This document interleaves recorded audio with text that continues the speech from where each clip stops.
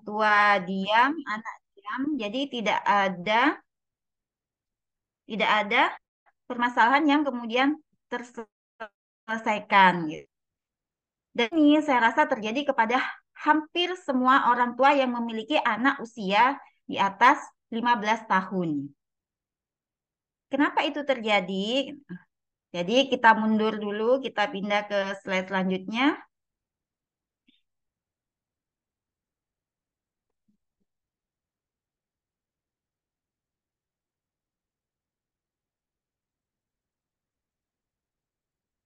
Jadi tujuan dari webinar ini dilaksanakan adalah supaya para orang tua mengenal psikologis anak lebih dalam. Kalau selama ini kita bicara psikologis, kadang kita denial gitu. Kita menolak anak kita dikatakan mempunyai masalah psikologi. Kita merasa anak kita baik-baik saja.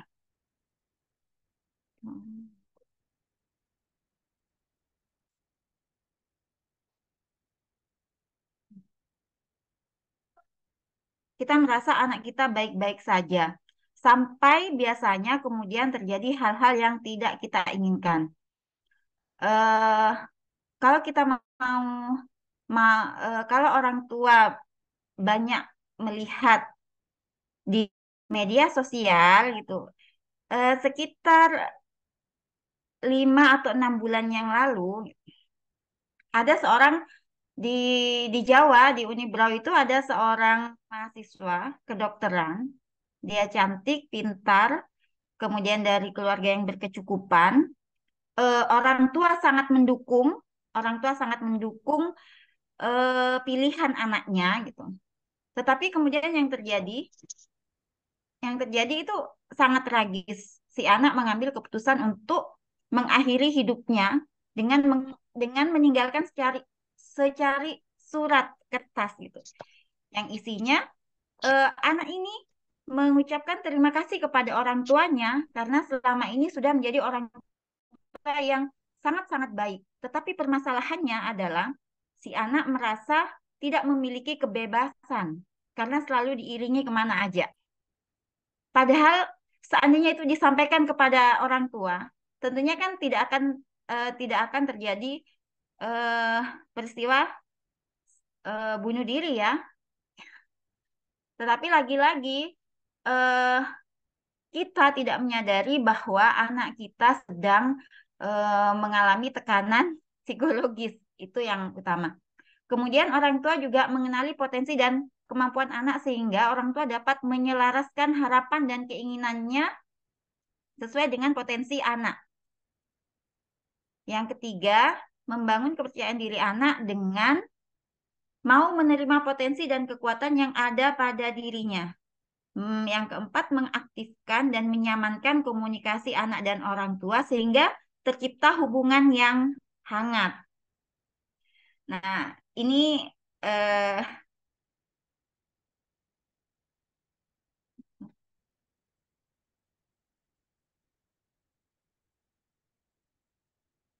sebentar, saya tidak bisa.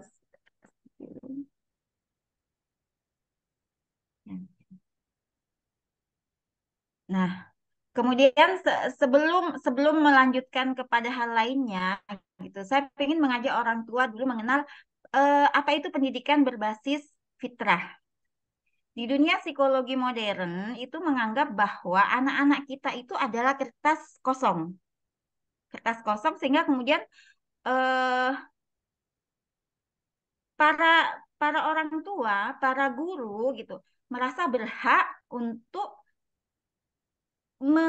memberikan anak-anak kita banyak pengalaman. Saya ada, oh, siap, siap. Banyak pengalaman yang mungkin maksudnya baik, tetapi yang perlu diingat bahwa ketika anak-anak kita lahir ke dunia, anak-anak kita itu bukanlah kertas kosong yang kemudian bisa kita jejali dengan segala hal yang kemudian membuat jiwanya menjadi penuh. Makanya kemudian saat ini gitu, yang laris di pasaran adalah seminar-seminar motivasi, seminar-seminar melepaskan beban emosi gitu. Seminar-seminar yang eh, bagaimana membuang sampah emosi yang ada di dalam jiwa gitu. Dan ternyata itu semua laku keras Indonesia gitu. Laku keras Indonesia karena Indonesia memang target pasar yang memang memang cukup baik karena selama ini kita beranggapan bahwa eh, emosi itu harus di harus dibuang, sedangkan kita tidak tahu caranya. Padahal eh, kalau kita mau belajar mengenal pendidikan berbasis fitrah, gitu, insya Allah tidak ada itu yang namanya beban emosi atau sampah emosi. Jadi apa saja sih, apa saja sih fitrah yang sudah Allah install kepada anak-anak kita. Nah, ini sebagai sebagai informasi tambahan kepada ayah bunda yang mungkin belum mengetahui bahwa fitrah yang sudah Allah install ke dalam diri anak kita sejak lahir itu ada 8 fitrah. 8 fitrah yang ini semuanya ini adalah hasil belajar guru kami, Ustadz Hari Santoso, yang mengambil dari banyak sekali kitab yang dituliskan oleh ulama-ulama terdahulu. Jadi ini bukan sesuatu yang baru sebenarnya, tetapi tidak banyak orang yang tahu karena tidak banyak ulama kita yang menyampaikan hal ini.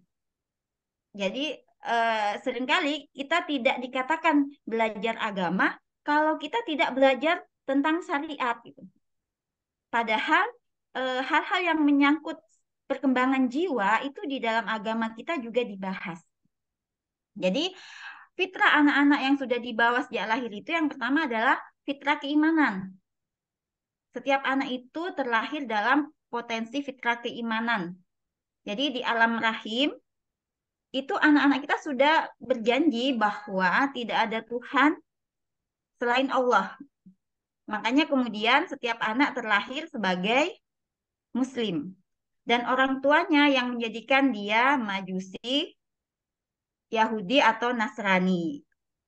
Jadi walaupun anak-anak itu terlahir dari orang tua Majusi, orang tua Nasrani, ataupun Yahudi, sebenarnya mereka terlahir Muslim.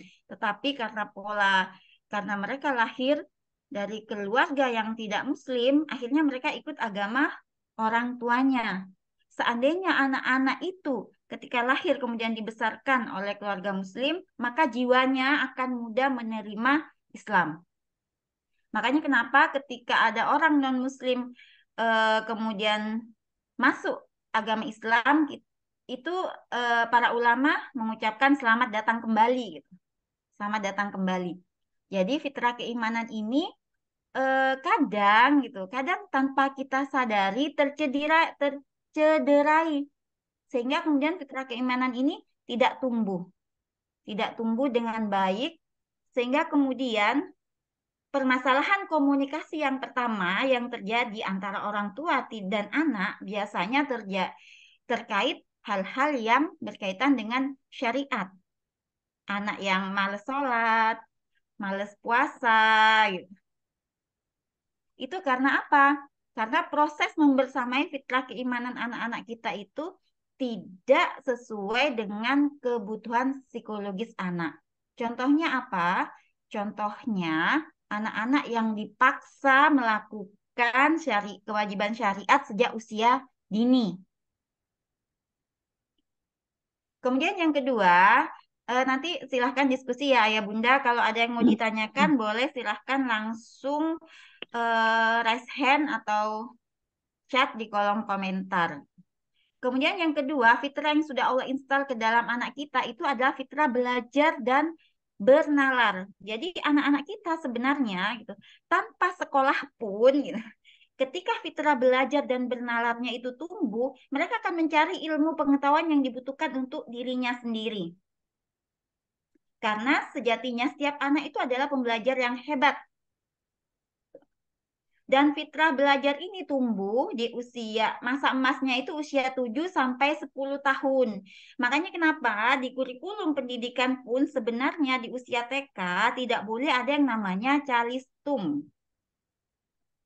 Nah, kalau anak-anak kita dulunya di usia TK udah di drill dengan calistung, orang tua yang saat ini ketika anak-anaknya SMA kemudian mengalami masalah komunikasi, saya kemarin sudah membaca, kemudian melihat anaknya semaunya aja, anaknya tidak bisa dibatasi penggunaan gadgetnya, gitu, kebingungan dengan potensi dirinya, itu bisa dicek lagi dulu, eh, proses belajarnya itu seperti apa.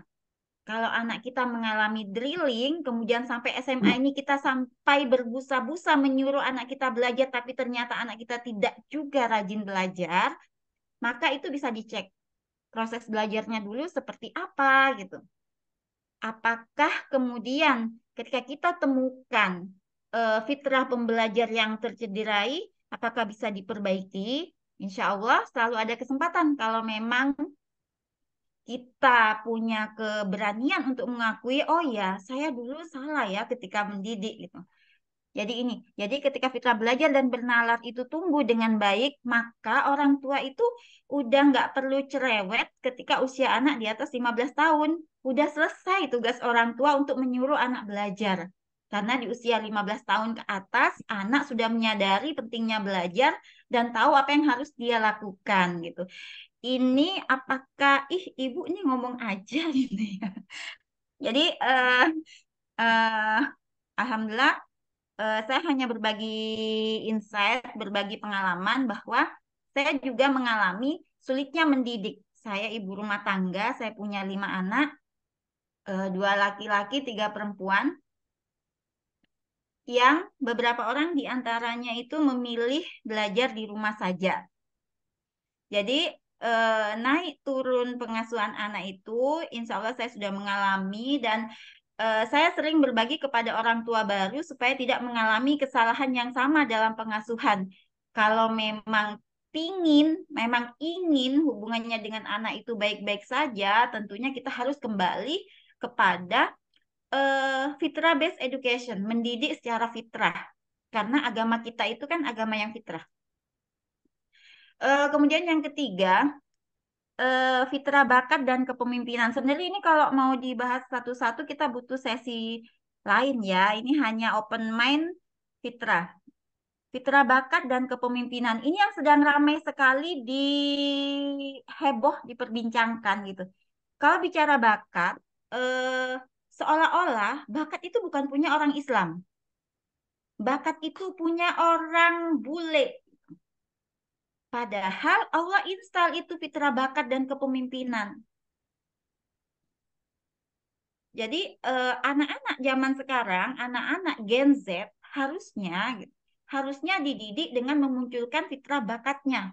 Karena dengan fitrah bakat itu yang muncul kreativitas. Zaman sekarang yang dibutuhkan adalah kreativitas. Tuh. Jadi fitrah bakat dan kepemimpinan itu apa gitu? Yaitu orang tua meyakini bahwa setiap anak itu unik. Masing-masing mempunyai potensi unik dan produktif yang merupakan panggilan hidup yang akan membawanya kepada peran spesifik peradaban. Jadi setiap anak itu perannya akan berbeda dengan orang lain di sekitarnya. Kita boleh saja mempunyai profesi yang sama sebagai guru misalkan. Tetapi setiap guru itu punya peran uniknya masing-masing. Ada guru yang perhatian kepada siswa, ada guru yang cuek bebek gitu. Ada guru yang hanya sibuk mengejar jenjang karir. Ada guru yang hanya sibuk dengan penampilan. Itu semua dipengaruhi oleh bakat.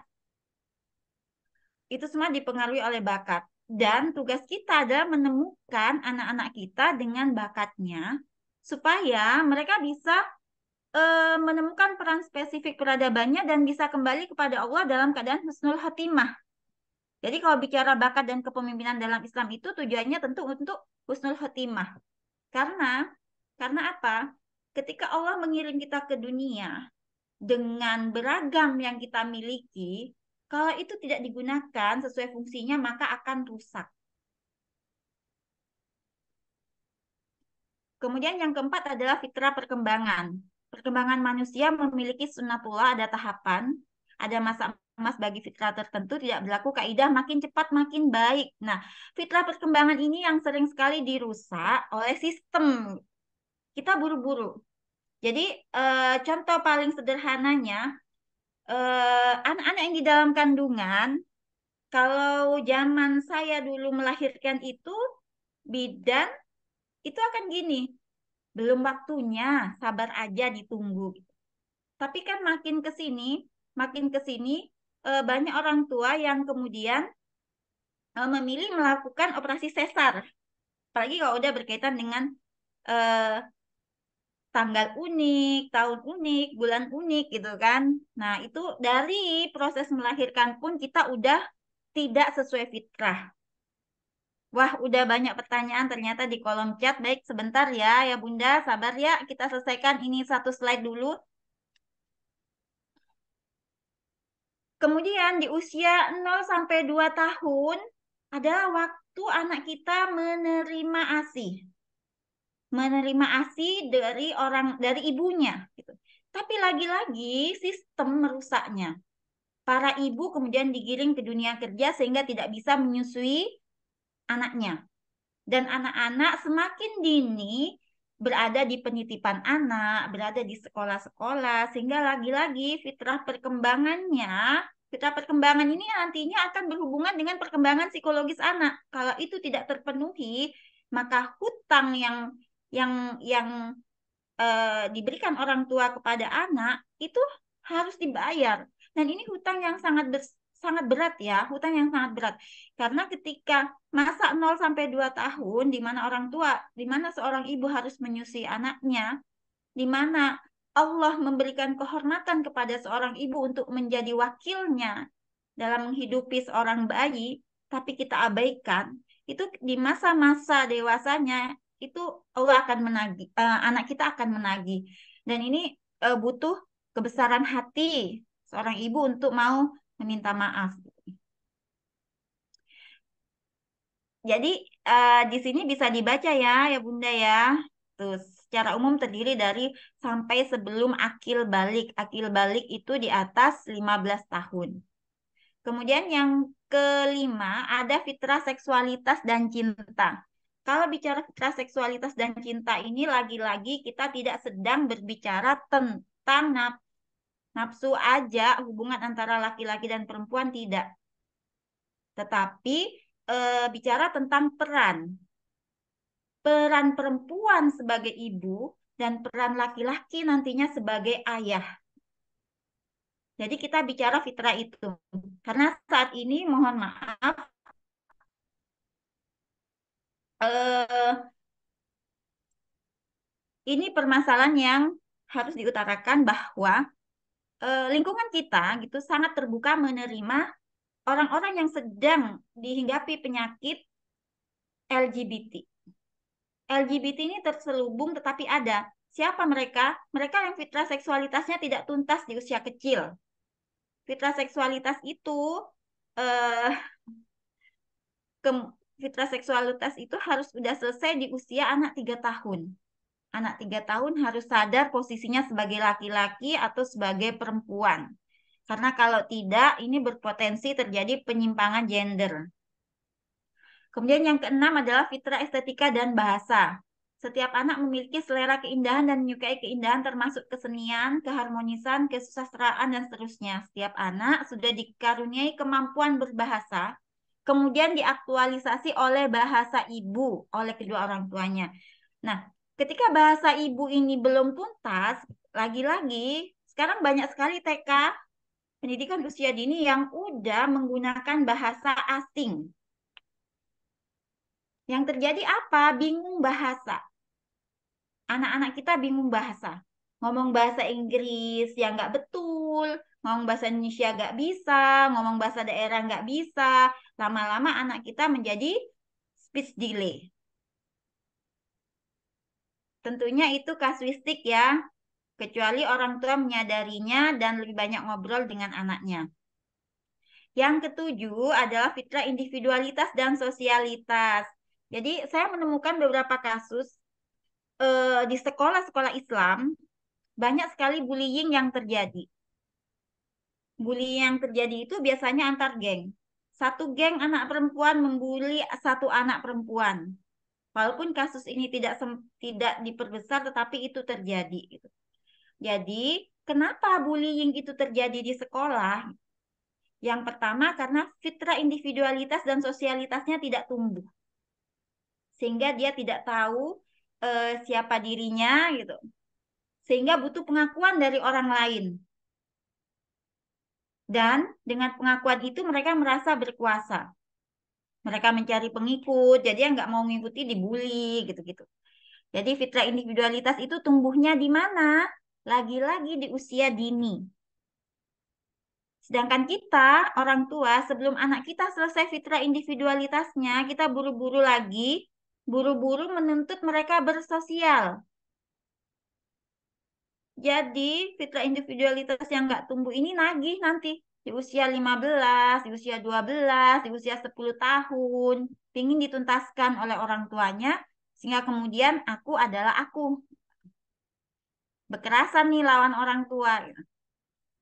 Yang terakhir adalah fitrah fisik. Jadi setiap anak itu lahir sudah suka bergerak dan aktif. Jadi kalau ada anak bergerak dan aktif, saat ini karena saya saya sedang aktif di dunia pendidikan sekolah dasar, anak-anak yang sangat aktif itu pasti dianggap anak yang bermasalah. Padahal sebenarnya mereka sedang memenuhi kebutuhan fisiknya. Nah, sampai sini saya coba lihat kolom chat, Pak Wahyudi ini mau mau sambil diskusi atau mau selesaiin dulu? Selesai dulu aja Bu ya. Nanti diskusinya di akhir sesi aja ya. Baik, ya. Ini isu yang tadi disebutkan oleh Pak Wahyudi.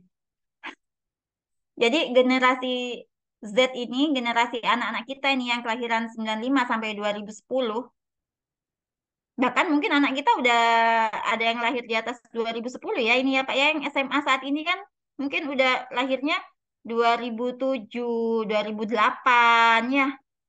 Eh, 2000. Oh iya ya masih di bawah ya. 2007, 2008 masih di bawah 2010.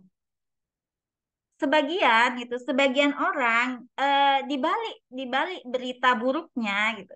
Kemarin saya membaca berita baik. Saya membaca berita baik dari seorang teman di Jakarta yang dia ketemu dengan eh, sebuah perusahaan yang dikelola oleh generasi Gen Z, semuanya Gen Z dari yang punya sampai sampai karyawannya Gen Z dan ternyata jumlahnya mencapai ratusan orang Indonesia.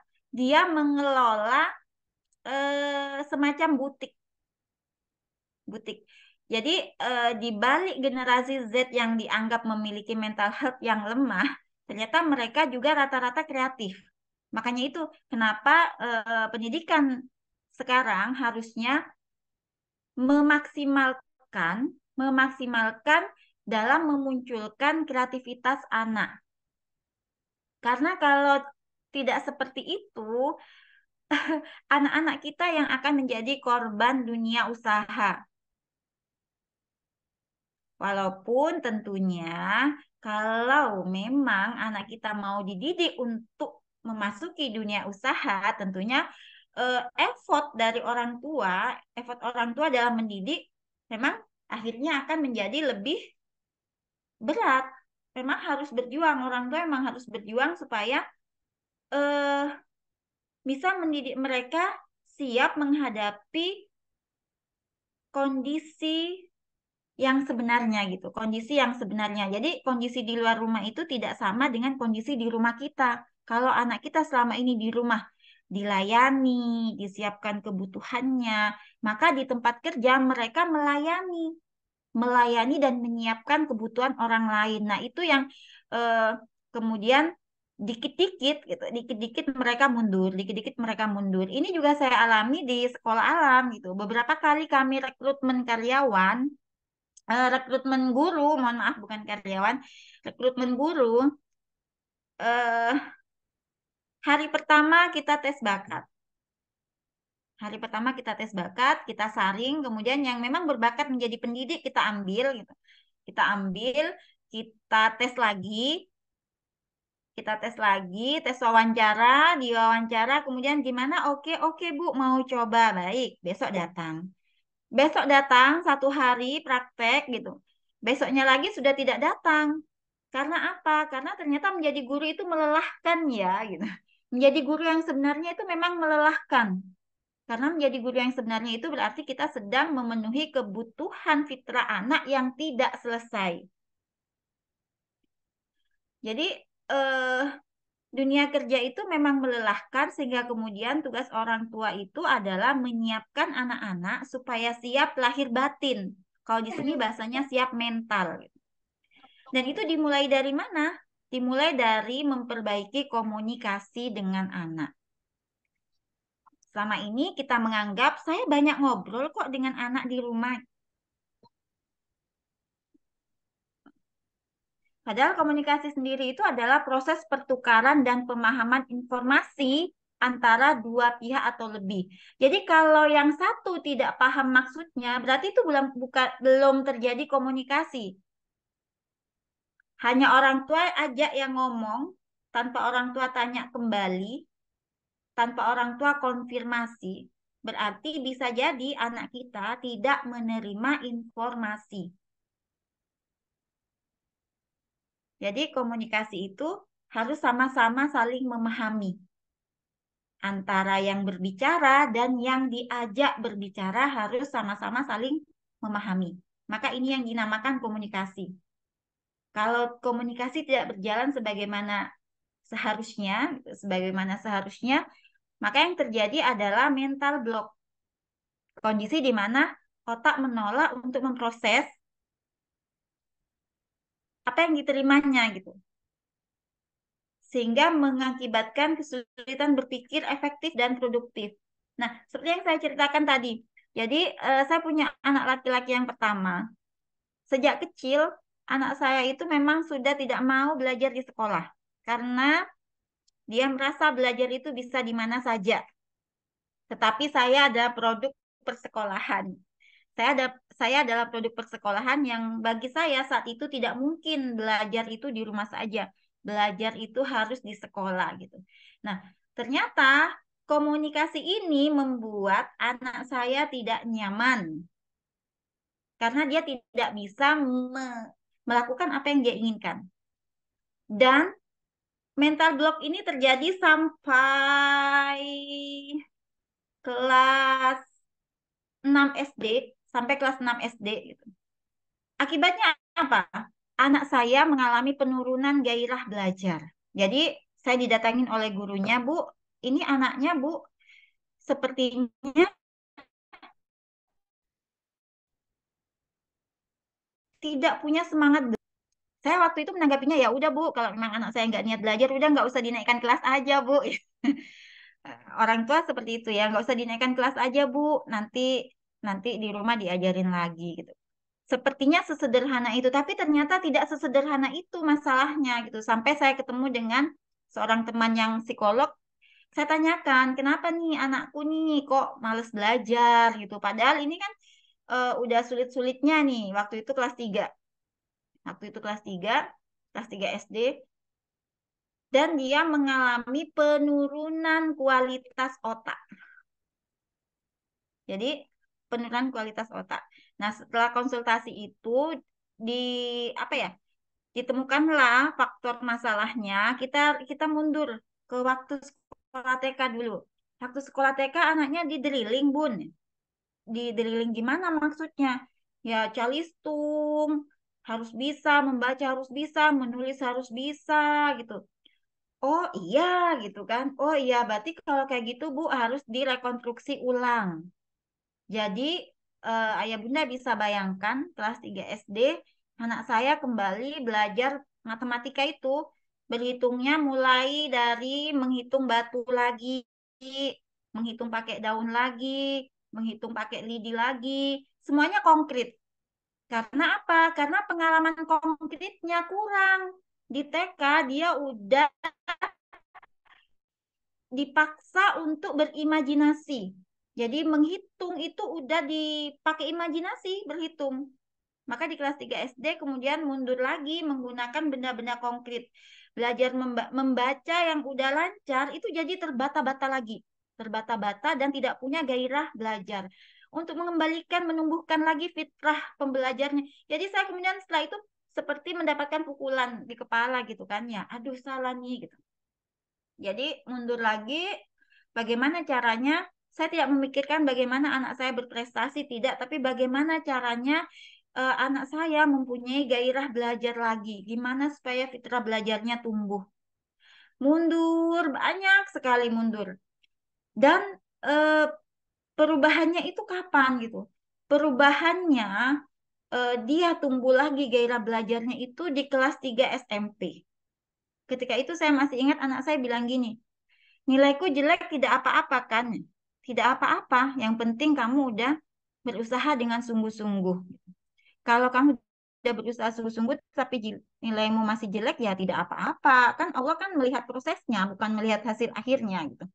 Dan ternyata di kelas 3 SMP itu justru anak saya mendapatkan nilai 6 terbaik di sekolahnya.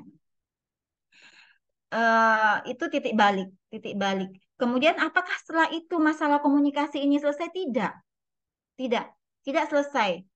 Jadi masih banyak sekali ternyata keinginan-keinginan anak saya yang ternyata saya tidak mengerti. Oke, jadi mundur lagi nih. Jadi orang tua itu tidak boleh punya banyak keinginan. Memang kalau udah anaknya kadung tercederai ya kita nggak boleh punya punya banyak keinginan.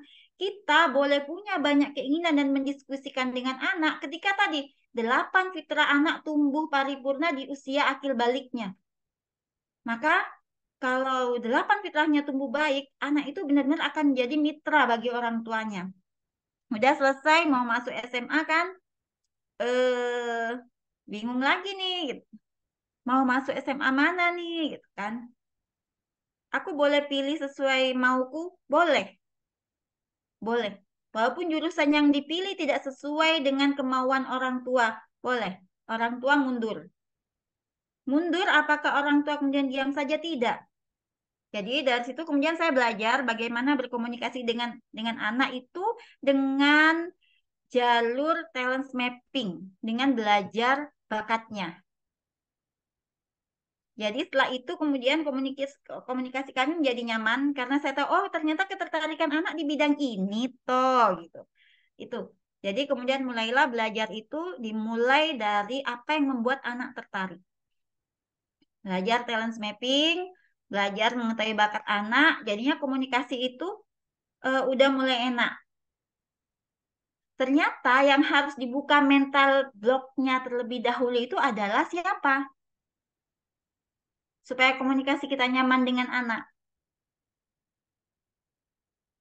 Orang tua.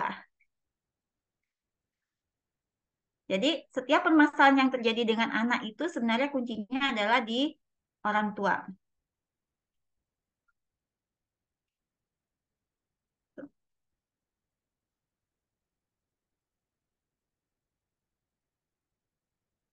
Nah, ini ciri-ciri mental block, merasakan tekanan psikologis. Ini yang saya sebutkan tadi semuanya ada di anak saya nih, Bapak-bapak, Ibu-ibu. Jadi anak saya tidak bergairah dan kehilangan energi. Benar-benar yang di sekolah itu ya hanya tidur-tiduran gitu. Gurunya masuk kelas ya udah masuk aja gitu. Sensitif dan mudah tersinggung. Kalau ada ciri-ciri ini di antara anak ayah bunda sekalian, berarti anak ayah bunda itu sedang merasakan tekanan psikologis. Selalu merasa tegang. Kemudian emosinya tidak terkendali dan berpikir negatif. Berpikir negatif itu kadang gini, aku kan nggak bisa gitu. Dikit-dikit merasa tidak bisa, dikit-dikit merasa tidak bisa. Itu berpikir negatif. Nah, jika ada salah satu tanda-tanda ini di anak kita, itu berarti anak kita sedang mengalami mental block. Atau jangan-jangan tanda-tanda ini ada pada diri kita. Kalau kita ngomong sama anak, kita sensitif, mudah tersinggung, dikit-dikit marah.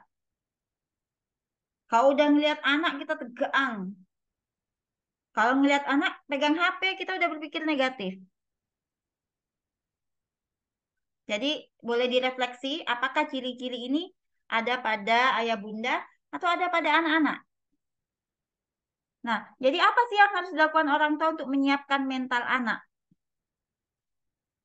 Kembali cek perkembangan fitrah anak. Nanti ayah bunda akan dapatkan slide ini, kemudian bisa belajar tuh tentang 8 fitrah yang Allah install ke dalam diri anak-anak kita. Dicek apakah ada yang terlewati. Nah, ini agak numpuk ya. Jadi cara menceknya seperti ini nih. Ini contoh aja, nanti bisa saya share selengkapnya. Cek perkembangan fitrah anak, fitrah belajar dan bernalar. Bisa dimulai dengan pertanyaan, apakah anak saya, maaf saya minum, bisa dimulai dengan pertanyaan, apakah anak saya belajar karena suka dan bersemangat, bukan karena disuruh? Orang tua yang bisa menjawab. Jadi kalau anak saya belajar karena disuruh, berarti perkembangan fitrahnya nggak berjalan dengan sebagaimana mestinya. Karena ini usianya SMA ya. Kemudian yang kedua, apakah anak suka memanfaatkan benda sekitar untuk objek belajar? Jika tidak, berarti perkembangan fitrahnya harus diperbaiki. Kemudian, apakah anak tertarik membaca buku pengetahuan tanpa diminta? Kalau tertarik, berarti perkembangan fitrah anak baik. Kemudian fitrah bakat. Apakah anak mengenal potensi dirinya? Apakah anak melakukan aktivitas dengan bahagia? Apakah anak melakukan aktivitas yang relevan dengan potensi dirinya? Apakah pertanyaan-pertanyaan, contoh pertanyaan ini pernah ayah bunda sampaikan kepada anak-anak di rumah? Jika tidak, mungkin bisa mulai dipraktekkan. Ditanya tuh anaknya. Biasanya kan kalau kita anak pulang sekolah, pertanyaannya cuma, kamu tadi belajar apa? Nah, yang kedua yang harus dilakukan orang tua untuk menyiapkan mental anak adalah melakukan asesmen pemetaan potensi bakat anak. Ini kenapa ini menjadi penting? Kenapa melakukan asesmen ini penting? Ah, ibu jualan gitu. Jadi jualan kalau bermanfaat tentu tidak apa-apa ya, ayah bunda ya gitu. Saya cerita sedikit pengalaman lagi tadi. Kenapa saya belajar memetakan bakat anak, memetakan bakat dengan talent mapping gitu. Jadi bukan kebetulan ketika Allah mempertemukan kita dengan masalah, tapi ternyata Allah juga mempertemukan kita dengan solusi gitu. Tadi karena masalah komunikasi yang tidak kunjung selesai dengan anak saya kemudian berdoa, ya Allah ketemukan aku dengan ilmu gitu, dengan ilmu yang bisa membawa perubahan buat aku dan buat anakku gitu. Karena saya hanya ibu, hanya seorang ibu yang di rumah saja. Jadi eh, ayah bunda tahu ya, ibu itu kan kerjaannya ngomel gitu. Ibu itu kerjaannya ngomel. Dan itu fitrah seorang ibu gitu. Sedangkan anak saya laki-laki. Laki-laki paling tidak suka diomeli. Ini kan udah terjadi benturan komunikasi. Benturan komunikasi.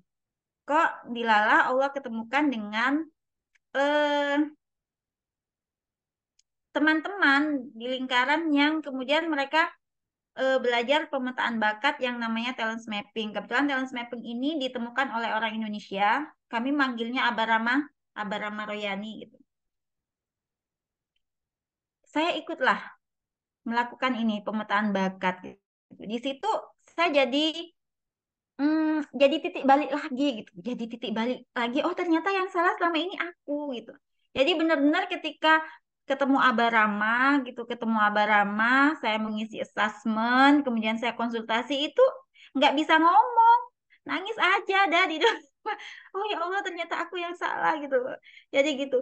Jadi memang bakat bakat bakat terkuat saya itu commander. Komender itu suka memerintah. Ini nanti ayah bunda nih keren nih kalau ikut pemetaan bakat nih. Jadi tahu nih kenapa nih aku jadi bermasalah komunikasi nih dengan anak-anak gitu. Jadi bakat saya itu yang pertama itu suka merintah. Suka suka merintah. Anak-anak itu tidak suka diperintah. Padahal ini hanya tentang bagaimana kita mengelola tata bahasa kita ketika berbicara dengan anak. Tujuannya sama, tujuannya sama. Tapi bisa jadi ketika cara penyampaiannya salah, maka yang diterima oleh anak itu berbeda. Dan itu sering terjadi. Dan apakah sekarang saya sudah ahli berkomunikasi dengan anak? Tidak juga. Tidak juga. Jadi tidak juga kita sebagai manusia itu memang tempatnya salah, tapi harus belajar. Harus belajar. Untuk apa? Untuk meminimalisir kesalahan. Jadi bukan nanti dibilang, ah sudah belajar bakat juga tetap gak bisa ngomong yang benar gitu. Tidak seperti itu. Jadi belajar itu eh, harus semakin baik, semakin baik. Kalau belum baik, tidak apa-apa. Allah tahu kita sedang berusaha memperbaiki diri. Itu kuncinya seperti itu. Jadi melakukan pemetaan bakat talent mapping itu untuk apa? Untuk membantu anak tahu bakat dirinya. Tapi dulu saya tidak untuk tahu bakat anak saya, tapi untuk tahu bakat saya. Kenapa sih gitu? Apa sih yang salah gitu? Kemudian kalau saat ini memang untuk membantu anak saya tahu bakat dirinya dan ternyata anak-anak kita itu pinter loh Bapak Ibu. Jadi ketika anak saya SMA kelas 2, saya bilang, "Ah, coba ah,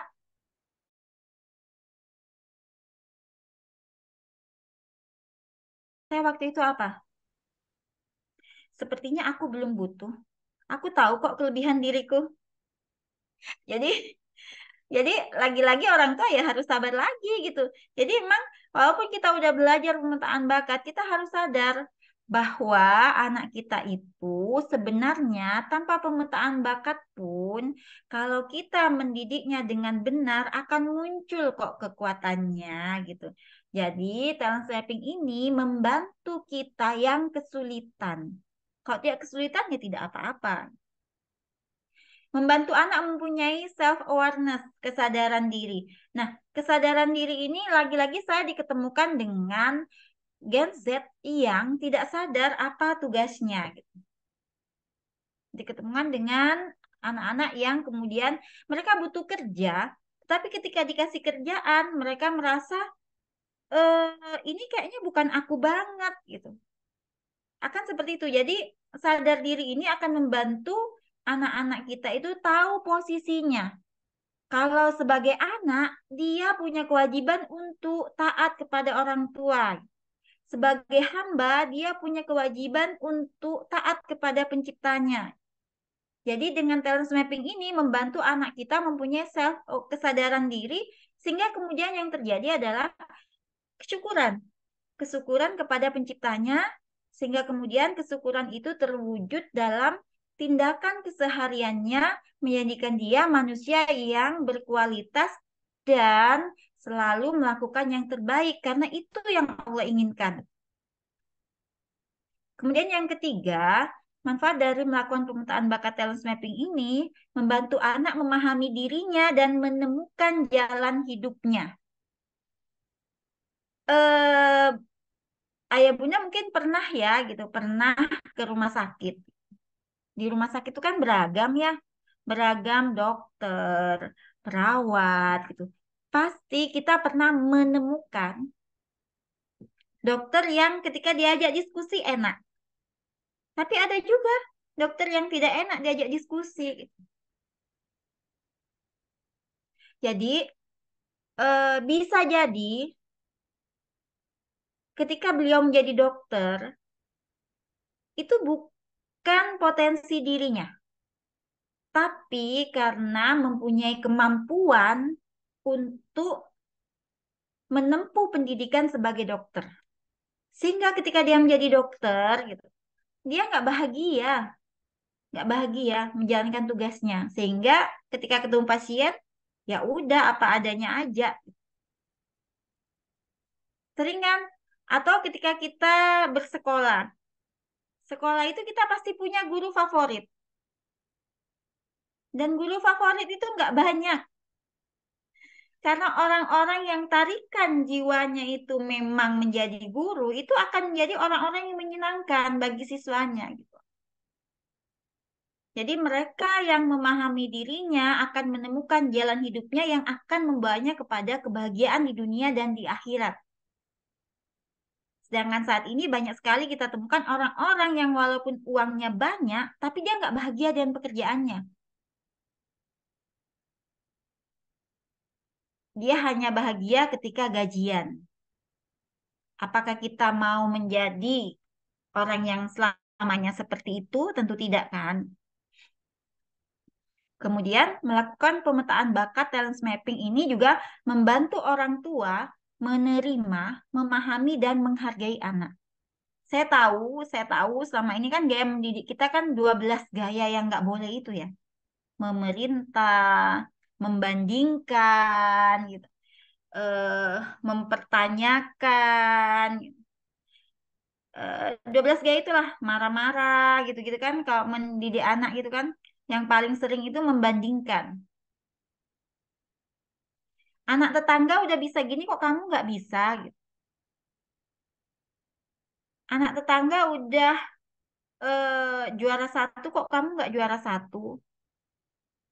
Anak tetangga tuh dapat hadiah piala, kamu nggak dapat piala gitu. Jadi talent swapping ini kemudian membantu orang tua menerima, memahami dan kemudian menghargai anak dengan mengenal potensinya. Yang kelima, membantu orang tua mengembangkan bakat anak secara efektif dan efisien, berorientasi produktivitas dan kebermanfaatan. Gitu. Saya sedikit cerita, di sekolah alam mulai mulai memperkenalkan anak-anak kelas 3 SD dengan dunia usaha. Jadi kami ada namanya program magang untuk anak-anak. Dan di magang itu, anak-anak itu bertemu dengan banyak orang, bertemu dengan ragam aktivitas, yang di situ kemudian sekolah mulai memetakan nih, oh dia bahagia di aktivitas ini, dia bahagia di aktivitas ini, gitu. Nah, kemarin cerita lucunya itu kan kami melakukan kunjungan ke dinas pendidikan, gitu. Ketika anak-anak itu ditanya orang dinas, gitu, adik-adik cita-citanya apa, gitu. Saya pengen jadi koki, satunya pengen jadi pelukis, satunya pengen jadi YouTuber, satunya pengen jadi astronot, terus satunya pengen jadi hacker gitu. Jadi tanggapan tanggapan bapak-bapak itu bukan cita-cita gitu, gitu kan ya. Ada yang pengen jadi bartender gitu kan. Itu bukan cita-cita. Cita-cita itu pengen jadi dokter, pengen jadi polisi, pengen jadi tentara. Jadi kita bisa lihat siapa sebenarnya yang membatasi kreativitas anak-anak kita. Jangan-jangan kita orang tuanya. Jadi kadang pertanyaan-pertanyaan seperti ini itu tidak pernah terlintas di pikiran kita. Padahal di tahun 2010 aja kemarin ada 110 jenis pekerjaan baru yang tidak ada di 10 tahun yang lalu. Jangan-jangan kita nggak tahu. Jangan-jangan kita nggak tahu apa aja itu jenis pekerjaannya. Sayangnya saya tidak menyertakan di sini. Dan itu beragam ya dari bartender, eh, perancang karir, banyak banget yang aneh-aneh gitu. Yang sekarang lagi lagi booming karena bayarannya dolar itu kan teman bicara. Teman bicara seperti saya ini teman bicara orang. Kalau di luar negeri itu bayarannya per jam jutaan gitu. Sedangkan kalau di Indonesia kan teman bicara kan nggak ada artinya. Jadi itu. Jadi orang tua perlu membuka wawasan bahwa sekian banyak ide kreatif anak-anak kita, tapi ternyata kita yang memutuskan. Kita memutus untuk menerima ide-ide kreatif mereka. Nah, itu jadi tujuan melakukan pemetaan bakat itu ya. Jadi mundur lagi. Kemudian yang ketiga, yang harus dilakukan orang tua untuk menyiapkan mental anak adalah membangun kemandirian dan tanggung jawab anak. Ini yang susah sekali. Susah sekali karena apa? Karena sebagai orang tua kita ingin selalu memanjakan anak. Ingin selalu memanjakan anak sehingga selalu menjadi pelayan anak. Padahal kita dianjurkan untuk oleh agama kita diperintahkan untuk meninggalkan generasi yang kuat. Yang dikhawatirkan itu bukan secara ekonomi, karena saya yakin saat ini kalau secara ekonomi orang tua itu wah banyak banget ninggalin warisan buat anak gitu. Tapi ketika anak-anak kita tidak bisa mengelolanya dengan baik, maka semuanya hanya akan jadi hutang. Belajar dari negara kita ya, negara kita yang kaya, kaya sekali. Tapi ternyata hutang kita, Masya Allah. Jadi itu, karena apa? Karena para pendahulu kita, mohon maaf, digantikan oleh orang-orang yang tidak tangguh. Jadi bagaimana membangun kemandirian dan tanggung jawab anak? Satu, memberikan ruang kepada anak untuk mengambil keputusan, termasuk diantaranya tentang pilihan pendidikan untuk masa depan mereka. Jadi kalau anak-anak kita usianya sudah di atas 15 tahun, maka berikan kepercayaan kepada anak kita untuk mengambil keputusan. Kemudian peran orang tua di mana? Peran orang tua membebankan tanggung jawab kepada anak untuk melaksanakan keputusannya dengan baik. Dan nanti anak kita laporan kepada kita. Kamu sudah ambil keputusan seperti itu. Sekarang tanggung jawabmu apa? Hanya seperti itu. Orang tua mendukung tapi tidak mengontrol. Jadi didukung tapi nggak tiap saat diawasin. Tiap saat diawasin. Kamu juara berapa nih? Gimana nih? Gimana nih? Gitu. Udah, didukung aja, ditanya, ada yang bisa dibantu. Ya. Tuh. Kemudian yang ketiga, membangun kemandirian dan tanggung jawab anak, yaitu dengan menghormati keputusan anak termasuk pilihannya sebagai proses belajar. Jadi, ketika anak sudah mengambil keputusan, itu termasuk proses belajar anak untuk menjadi lebih dewasa. Kalau terjatuh, kalau salah, tidak apa-apa. Orang tua harus meyakinkan anak bahwa apapun kesalahan anak di luar sana, orang tua selalu siap menjadi tempat pulang terbaik. Supaya apa? Supaya masalah-masalah generasi muda kita yang ujung-ujungnya bunuh diri itu tidak terjadi. Mereka yang ujung-ujungnya yang bunuh diri itu, karena mereka merasa tidak punya tempat untuk pulang. Tidak punya tempat untuk pulang. Jadi sering sekali terjadi kemudian orang tua itu bilang, anak saya kalau di luar itu kok baik ya. Kalau di rumah kok nakal ya. Oh tidak apa-apa, terima saja gitu. Dia sedang dalam proses belajar. Terima saja. Kemudian yang keempat, yang harus dilakukan orang tua untuk menyiapkan mental anak adalah mempersiapkan pengetahuan anak tentang jurusan yang akan dipilih. Semakin lama jurusan perkuliahan itu semakin banyak ragamnya. Banyak sekali ragamnya. Jadi yang harus dilakukan orang tua adalah apa? Mempersiapkan akademik anak.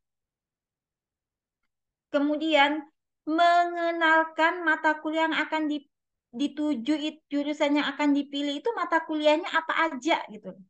Karena sering terjadi anak-anak yang mengalami trauma di mata pelajaran matematika memilih jurusan yang lain, mereka nggak tahu ternyata di jurusan itu masih ada matematika.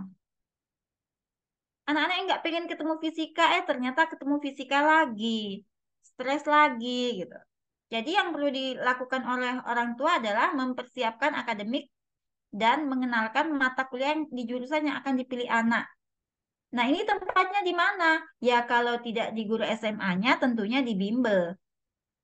Kemudian orang tua juga harus memperkirakan prospek karir ke depannya. Nah, ini diskusi-diskusi seperti ini hanya bisa dilakukan oleh mereka yang memang konsisten di jalur pendidikan tingkat tinggi. Jadi memang udah yang jajarin anak SMA, anak-anak yang sudah persiapan menuju perguruan tinggi. Itu memang kita harus diskusinya dengan orang-orang yang konsisten bergelut di bidang itu. Kalau saya konsistennya saat ini masih di pendidikan dasar. Jadi eh, ini yang harus orang tua lakukan untuk menyiapkan mental anak. Nah, kembali lagi ke komunikasi tadi, kembali lagi ke komunikasi. Bagaimana sih teknik komunikasi yang efektif?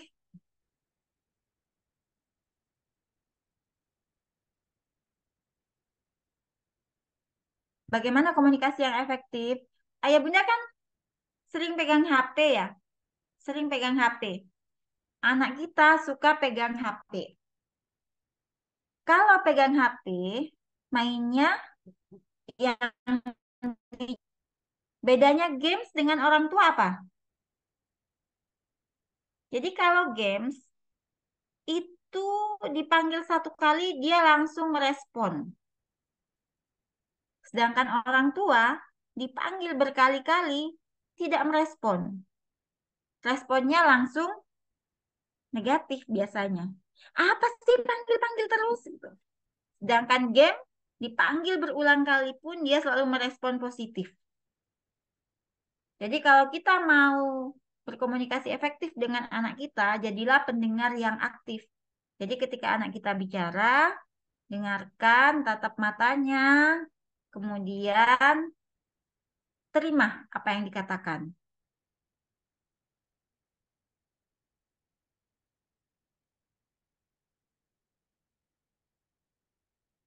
Kemudian yang kedua adalah mengajukan pertanyaan terbuka.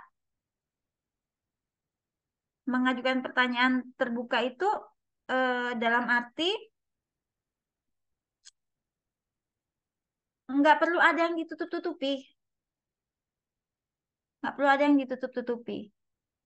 Jadi eh, apapun itu yang mau kita tahu, tanyakan aja sama anak kita. Supaya nanti jatuhnya bukan prasangka. Jadi anak-anak kita biasanya lebih sensitif dengan hal itu. Kemudian empati dan validasi. Jadi yang pertama kita lakukan ketika berkomunikasi dengan anak adalah berempati. Berempati itu cara mudahnya itu menerima. Menerima menerima apapun kondisi psikologisnya. Jadi ketika anak berkomunikasi dengan kita, misalkan aku lagi sedih nih mah gitu, karena aku gagal nih, gagal dapat nilai yang baik. Ya udah, orang tua terima aja. Oke, kamu sedih ya, sini kita minum kopi dulu. Mungkin kayak gitu. Kemudian validasi. Kamu sedihnya karena nilaimu jelek. Kamu tahu solusinya tidak? Tinggal seperti itu aja. Oh iya, aku harus belajar lebih rajin gitu. Karena sebenarnya anak kita itu hanya butuh empati dan validasi. Nggak butuh dimarah-marahin. Atau dicarikan solusi. Enggak, karena dalam setiap permasalahan itu sebenarnya mereka udah tahu solusinya. Hanya mereka ingin diterima aja. Kemudian, teknik komunikasi yang keempat itu, komunikasi orang tua dengan anak itu harus komunikasi asertif. Apa ya? Jadi apa yang diinginkan, dirasakan, dan dipikirkan itu bisa tersampaikan. Bisa tersampaikan. Tanpa tanpa ada maksud untuk menghakimi. Eh, iya, tanpa ada maksud untuk menghakimi atau menyerang kekurangan anak kita. Kalau maksud kita bilang, ya kan kamu kan yang kan yang nggak rajin belajar kan kamu. Jadi tanpa bermaksud menyerang. Jadi ketika anak kita, misalkan tadi contohnya nilainya kecil, jadi kemudian kita sampaikan. Ya, apa yang kita pikirkan pasti kita akan, ya karena kamu nggak rajin belajar gitu. Nggak apa-apa itu disampaikan aja Bu, karena kamu nggak rajin belajar. Jadi solusinya apa? Bukan, bukan kemudian kita menyerang orang lain gitu. Misalnya, iya Kak, kan nilaimu kecil karena gurumu itu nggak pinter ngajarnya gitu. Nggak seperti itu ya. Jadi tidak perlu ada pihak yang disalahkan. Jadi berkomunikasi efektif dengan anak itu yang pertama adalah mendengarkan aktif, mengajukan pertanyaan terbuka, empati dan validasi, kemudian komunikasinya asertif gitu. Jadi apa yang kita inginkan kita sampaikan. Apa yang kita inginkan kita sampaikan. Ibu mau kamu sholatnya rajin. Ibu mau kamu nilainya baik. Gitu-gitu. Jadi apa yang kita inginkan itu disampaikan. Bukan bukan mencari pihak untuk disalahkan. Ya, itu materinya sampai segini aja. Kalau ada yang mau didiskusikan, boleh deh kita buka sesi diskusi. Baik, terima kasih Ibu Febrin atas materinya. Insya Allah masih ada waktu kita sebenarnya untuk Zoom ini saya batasi maksimal sampai jam 10. Jadi masih eh, maksimal ya itu ya. Jadi masih ada waktu setengah jam lebih untuk sesi diskusi. Tapi ya nanti kalau sudah nggak ada pertanyaan ya kita tutup ya. Ini kita Ya. baca dulu pertanyaan yang ada di chat ya dari Ibu Siti ya. Bu, bagaimana bila anak sudah terlanjur tidak ada minat belajar dan berdaya saing di usia sudah 16 tahun? Apakah bisa diperbaiki? Bagaimana caranya?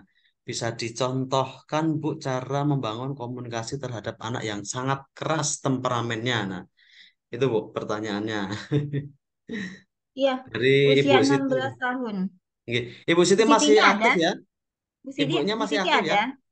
Bu Sitinya masih aktif ya? Boleh dibuka open mic-nya, Pak? Oh iya, sebentar ya.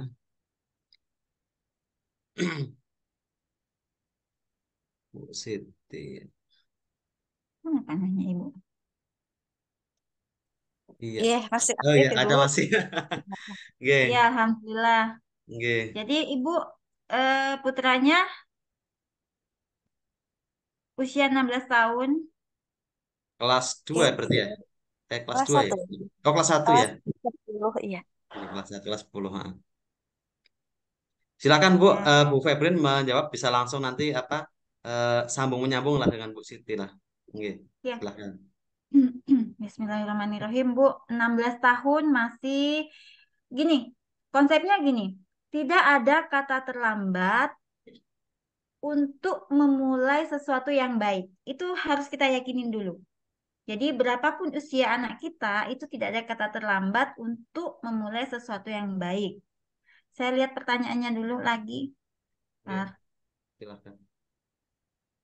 Nah, ini. Bagaimana bila anak terlanjur tidak ada minat belajar? Nah, karena ini berkaitan dengan minat belajar dan tidak berdaya saing di usia 16 tahun, minat belajar itu tadi kalau mau dicek, dicek ke sini, Bu. Ke 8 fitrah lagi ya. Bentar.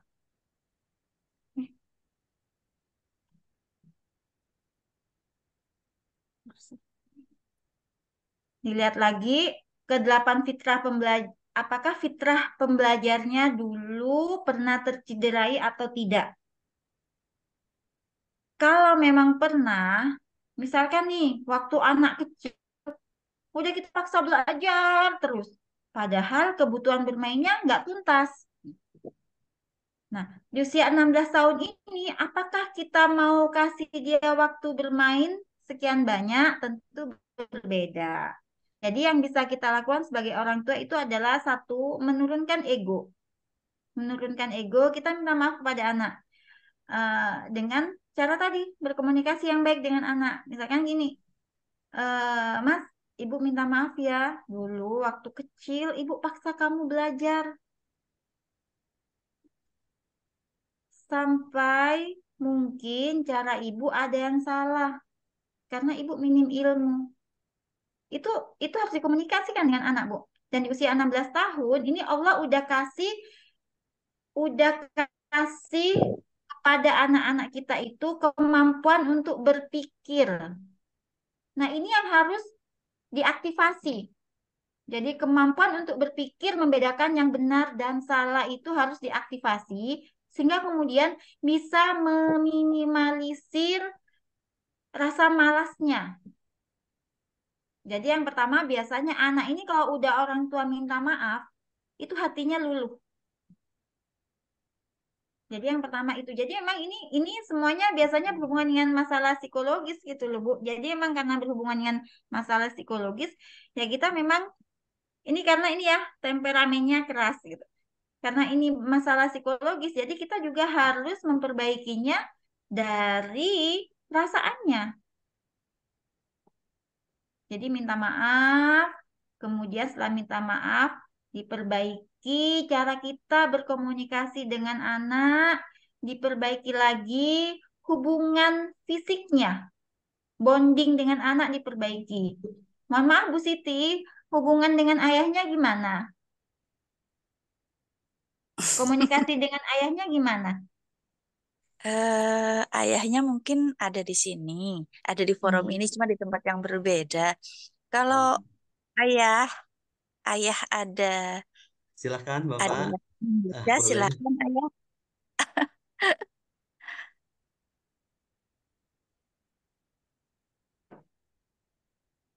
Apakah mendengar Sidin lah? Iya, nggak apa-apa kalau misalkan si Din tidak merespon. Ibu Siti ngelihatnya hubungan dengan ayah gimana? Baik atau Tidak, juga sama? tidak, tidak baik. Masih baik dengan, masih lebih baik Ibu. dengan ibunya, Inge. Oke, Cuma, iya. Memang banyak yang harus diperbaiki kok. Tidak apa-apa, insya Allah kalau kita udah niat, insya Allah bisa diperbaiki. Jadi, saya belajar. Mungkin Ayah Bunda ada yang kenal Ustadz Bendri. Ustadz Bendri itu salah satu ustadz yang banyak bicara tentang keayahan. Jadi beliau bercerita, gini, di luar negeri,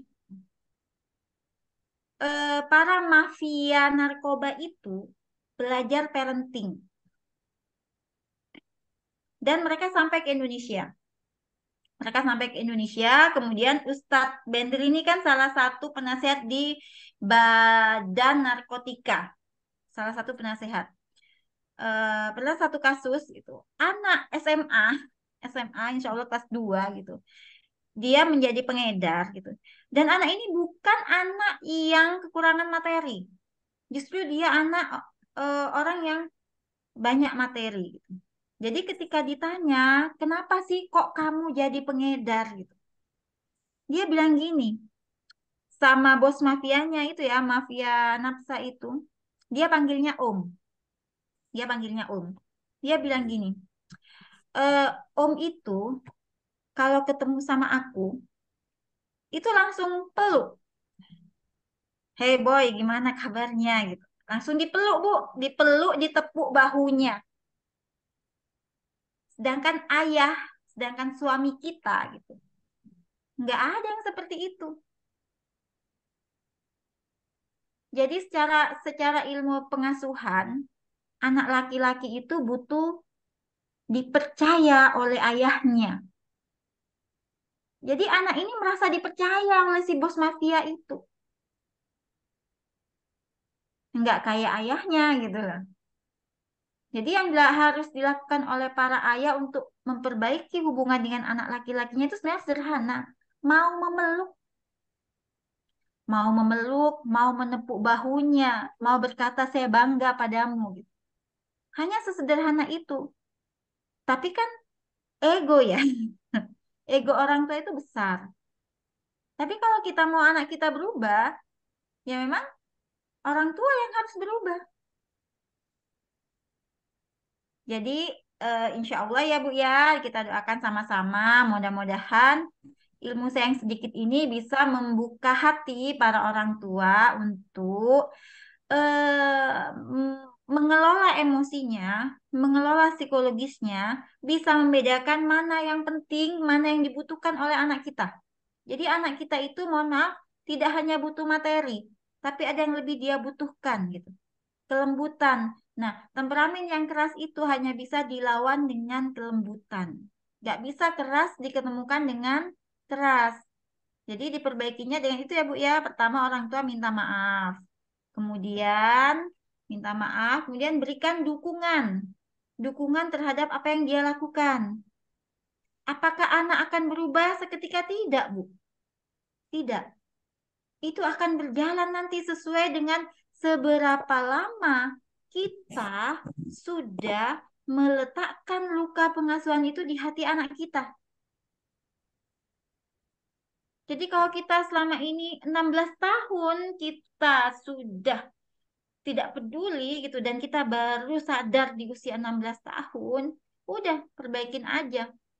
Perbaikin aja, terima aja. Iya nak, nggak apa-apa. Dukung aja, dukung aja, dukung aja. Kemudian ayah dengan anak harus lebih dekat, belajar lebih dekat. Gitu aja sih Bu, sederhana, tapi insya Allah bertahap, pelan-pelan, setahun, 2 tahun, Ibu nanti akan rasakan sendiri kok. Temperamen anak yang keras akan berubah, berubah lebih lembut. Jadi di usia ini, di usia 16 tahun memang waktunya anak laki-laki dekat dengan ibu. Dekat dengan ibu. Jadi insya Allah ibu punya kesempatan lebih banyak untuk menyampaikan. Dan untuk ayah jangan lupa nanti kalau ketemu anaknya dipeluk, ditepuk bahunya. Katakan, ayah bangga sama kamu, udah berjuang 16 tahun ini. Seperti itu Bu. Iya, Iya.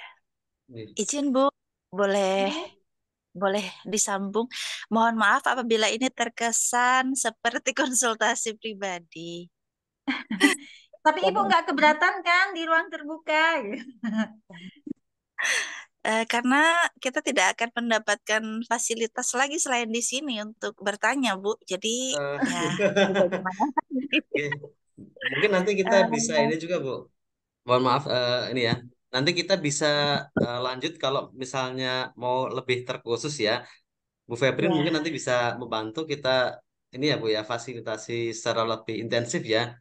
Terkait nanti juga Insya selain dari Allah. sisi psikologis kan anak-anak tentunya kan mau kuliah nih. Jadi dari sisi iya. akademis dan psikologisnya kita eh, bantu Tuh. sebisa kami gitulah.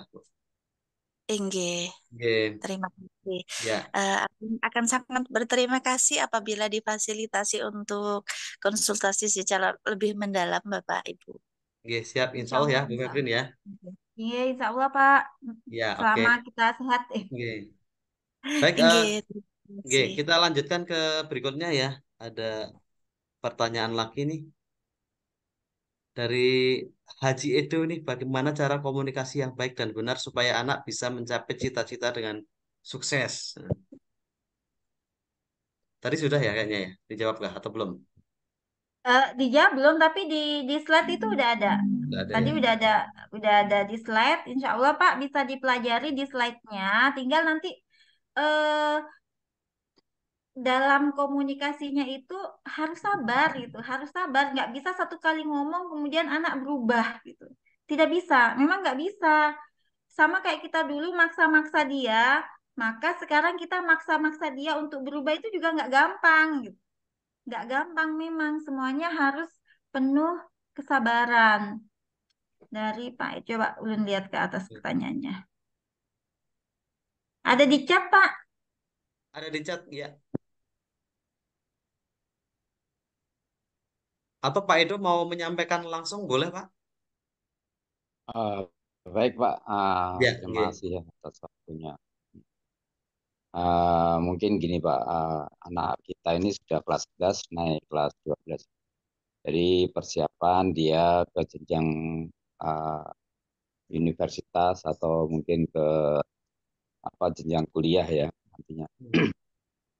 Ada beberapa sebetulnya permasalahan ketika dia mengutarakan, oh Pak saya cita-cita saya jadi ini, saya ingin jadi pramugari. Oke, no problem. Apa masalahnya kira-kira? Saya ingin keluar negeri, motivasinya apa? Saya sering Allah, pengen sering keluar negeri katanya kan. Oke, no problem, saya bilang. Terus cuma pramugari itu saya bilang bagus saja selalu keluar negeri. Kalau itu pun kalau kamu ditugaskan untuk penerbangan yang keluar negeri. Kalau penerbangan domestik kamu nggak akan keluar negeri. Nah, terus dengan adanya itu dia berubah lagi. Nah, udah saya mau kuliah kedinasan. Oh ya bagus. Nah, motivasinya apa? Wajib kerja ya bagus. Nah, kita tetap dukung, Pak. Cuma kita akan beri wawasan kepada dia bahwa oh kalau kuliah ke sini ini loh, kalau kuliah ke sini loh. Gitu. Jadi memang dia saat ini belum menemukan yang secara apa permanen bahwa nggak seperti kakaknya ya. Kakaknya sekarang di Telkom Balikpapan ya. Kebetulan dari 200.000 Masya pelamar, Allah. 245 seluruh Indonesia, anak saya salah satu. Dan Masya sekarang Allah. tugaskan di Telkom. Nah, ya, Alhamdulillah dia sudah ke luar negeri 4 kali, ke Turki kemarin, terus umroh, barusan ini kemarin ke Singapura dan ke Thailand. Nah, jadi mungkin adiknya termotivasi itu. Tapi saya bilang kamu juga berbeda dengan mungkin kakak mungkin. Cuma bagaimana sih kira-kira untuk mencapai sukses dia dulu kita kita sebetulnya sudah oke, kita terbuka dengan anak, komunikasi juga bagus. Bahkan permasalahan pribadi dia dengan temannya segala sudah kita selalu buka komunikasi, kadang-kadang kita tanya gimana tadi di sekolah, gimana anak saya 3 perempuan, Masya alhamdulillah Allah. ya alhamdulillah tinggal ini yang kelas 12 nih ya, yang bungsu, yang dua sudah sarjana semua S1, alhamdulillah. Nah, ini yang kita harapkan sebetulnya, uh, apa motivasi dia. Terus kita bantu bantu. Kita kasih wawasan kalau dia pengennya ini, oh nanti begini loh cara mencapainya kayak gini. Itu yang kita terapkan. Cuma untuk anak saya yang satu ini ya, dia masih gampang itu mau kemana. Cuma kemarin sudah, oh saya mau kuliah kedinasan. Nah, kan artinya berubah lagi. Kalau kakaknya dulu mulai SMP, dia sudah Udah. pas ya dia SMA, dia sebenarnya akselerasi. Pas saya nggak pengen diakselerasi. Walaupun dia sebenarnya sudah menjalani 1 tahun, tinggal 1 tahun dia lulus. Saya kelihatannya pengen di IPS. Nah, oke, saya bilang motivasinya apa? Oh saya kayak gini. Oh ya udah, kita bawa ke psikolog, kita Hmm. ajukan diadakan tes. Terus kata psikolog ini bagus.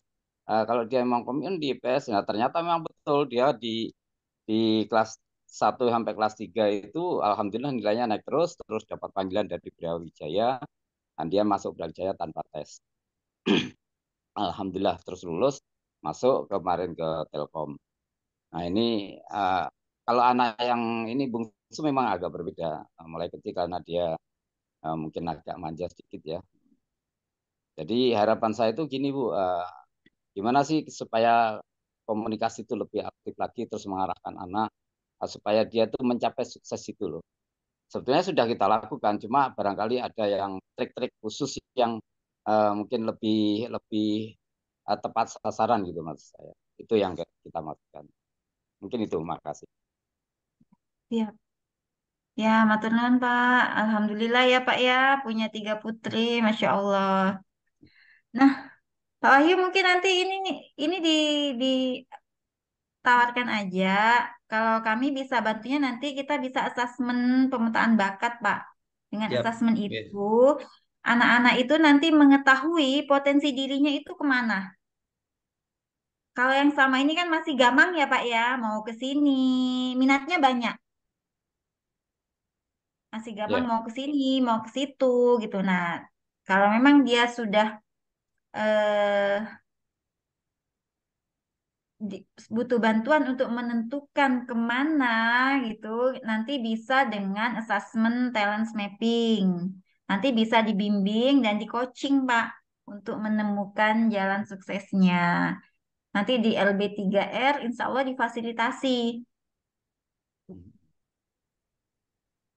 ya, Gitu aja sih, Pak. Bisa nanti di assessment talent mapping kalau Bapak berkenan dan putrinya juga mau, nanti bisa kami bantu. Oke, bisa. ya. Dia memang dia ada rencana. Pak nanti kelas 3 saya ikut bimbel. Oh ya, siap. Kita dukung terus pokoknya Bu, keinginan Masya anak Allah untuk Pak, maju. seneng jadi anunya ya. Ya alhamdulillah. Kita selalu dukung apapun yang dia inginkan, kita dukung. Cuma kita juga kasih wawasan. Artinya kita kasih pengertian. Oh kalau umpama jadi ini kayak gini. Dulu kakaknya juga gitu. Saya pengen anu aja Pak, kuliah nih anu apa ngambil sarjana hukum untuk apa motivasimu? Saya pengen jadi pengacara, bela ini orang-orang kan. Saya bilang Wah, Masya boleh. Allah. Ya, cuma pengacara itu saya bilang hukum itu ada dua sisi saya bilang. Kalau salah langkah kamu akan terjebak. Kalau kamu betul lurus, nah insya Allah bagus saya bilang. Cuma alhamdulillah kakaknya kemarin ngambil di administrasi pajaknya malahan. Uh, dan alhamdulillah ya itu dengan kita arahkan akhirnya dia oh ya ini yang bagus. Nah, mungkin harapan saya itu begitu Bu. Dengan adanya dia nih kemarin jadi pramugari, terus masuk ke mau ke Akpol, terus mau apa? Terakhir nih dia pengen jadi ini kuliah di kedinasan. Saya bilang bagus, kita tetap dukung. Terus dia mau apa? Nanti saya kalau anu persiapan kuliah mau bimbel, oke silakan. Nah, kita selalu Oke, dukung terus lah. Cuma tetap jangan kita arahkan gitu aja. betul betul. Cuma ah, Itu cuma yang saya pengennya dibutuhkan tuh anak-anak. ini apa pengen kira-kira lebih tepat sasarannya gitu loh Bu. Kira-kira apakah ada kiat-kiat khusus atau solusi supaya gimana sih caranya lebih tepat sasaran ya mungkin nanti salah satunya seperti saran Ibu tadi di asesmen dulu Bu ya. Oke, Pak, di assessment dulu karena emang kami tujuannya itu Pak, tujuannya tadi. Jadi kita emang ingin membantu anak-anak kita menemukan jalan hidup dan peran spesifiknya di dunia sehingga nanti bahagia dunia dan akhirat gitu. Ya Insya itu Allah, harapan kita. Amin insyaallah. Insya Allah. Mungkin Jadi itu nanti Bu. bisa dibantu di LB3R dengan Pak Wahyudi ya Pak ya. Siap, siap. Oke. Oke, terima kasih. Kemudian masih ada dua pertanyaan lagi nih. Mau dibacakan ya. Eh, Anak saya yang ketiga usia 9 tahun. Kurang suka bergaul. Dia di rumah berkutat dengan komputer. Membuat game. Sudah ada beberapa event yang dia ikuti dan menang. Saya bingung ibu, apakah ini berbahaya atau tidak? Karena anak saya kalau sudah pulang sekolah tidak mau lagi keluar rumah, tapi bukan main game, Bu, tapi bukan main game, Bu, mohon solusi dan pendapatnya. Iya. Nah, Bismillahirrahmanirrahim. Ini Ibu ada di dalam Pak? Ibu Rani Umu Hafiz nih ada ya masih ya, Ibu? Oh ada. Ibu ada ya? Ada, ada Pak. Ada, Oke, iya ada. iya, oke, Ada oke, oke, ya. silakan. Jadi gini.